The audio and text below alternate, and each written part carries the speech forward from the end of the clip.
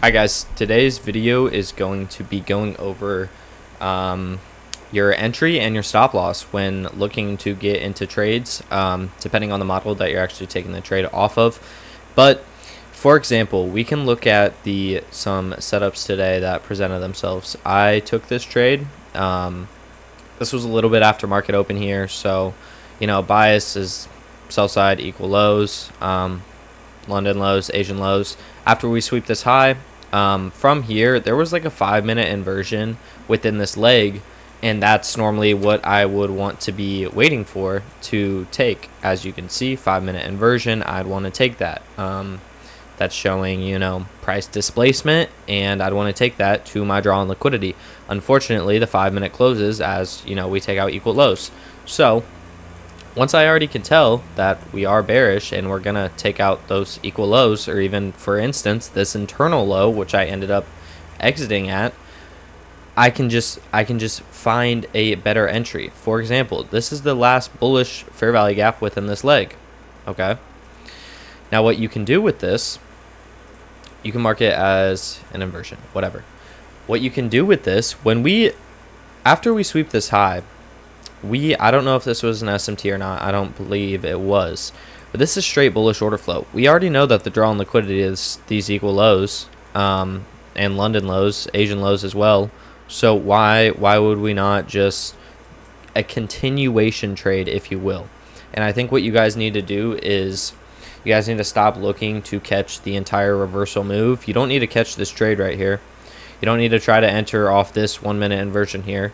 That's not super clear. You can enter, you can catch your small piece of the pie at the very end of this trade. Now, I was trading this across multiple accounts, so I didn't have any runners or whatever. It was just a quick 1-to-1 for me. But if this was like your position sizing, like TP, TP2, like that's a very good trade. Even with that being said, like this is a very good place to TP/go break even at this internal low, because this is free. You see all the chop in here. When we finally get that break that we're going to move out of this range from, this is a continuation based trade. It's also an easy stop loss placement. You go in for one contract here, targeting a 1-to-1. What you're risking, so I have that at 600. So what you're risking, $400, $450. And I mean, it's an easy stop loss invalidation. You can easily have it right here, just above this gap right here. I had it above this body. That's a super simple stop loss. It's not huge, and that basically tells you, if we're going to go towards this draw on liquidity, we're not going to go above this point. There's no reason to, we already inversed the last bullish PD array within this leg, so, we're just going to continue back down lower. And what do you know? In 2 candlesticks, that's exactly what we do. And like I said, if you wanted to have runners or whatever, you can leave them, but I was happy with a little bit over a 1-to-1, so I took my profit there. Now, an example of a bad entry and a bad stop loss would be this trade. I previously made a video over this about what I look for within the market. First of all, we have this sell side liquidity resting beneath here. This is also not a very important SMT. You'd mainly want to see one with this low and this low. So I was not taking it because of that. But also, we have this 3-minute inversion within this leg. We don't have a single good change in this data delivery. I mean, up here, but, I want to already be in the trade before this break-even mark. So what we see is this 3-minute inversion fair value gap. I'd want to enter, let's say, somewhere around here for this. Stop loss can be at this low.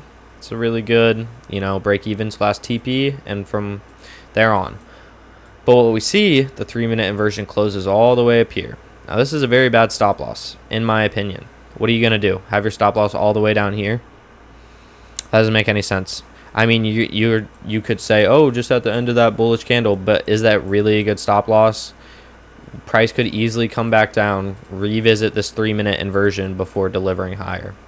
So, not the best in my opinion. I would have waited till we got to tap back into the 3-minute inversion, or just tap this order block or something along that. But unfortunately, we just saw a move up, and what do you know? We hit the break even, and you get break even stopped. So even if you tried to just take this trade, you would have been break even, and then price would have ran towards the equal highs. But that's just a good example of, you may be able to determine where the draw on liquidity is going.